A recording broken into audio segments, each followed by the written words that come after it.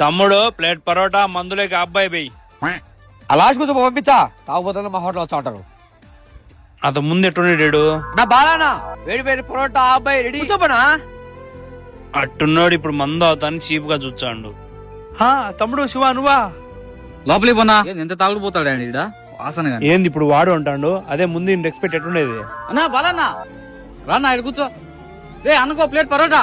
అంత మర్యాద ఇచ్చిన వీడికి కూడా చిల్లర గానే అయిపోయినా. సమాజంలో మర్యాద లేదు, మందు మందు మందు. దీనివల్ల ఆరోగ్యం లేదు, మర్యాద లేదు. మారి చూపిద్దాం. ఇంకిదే బతుకా? బతుకుతున్నావు, కష్టపడి పోరాడి బతికి చూడరా, అప్పుడు తెలుసు. మన బాబు తాత మన కోసం 10 పైసలు కూడా సంపాదించి పెట్టలేదు.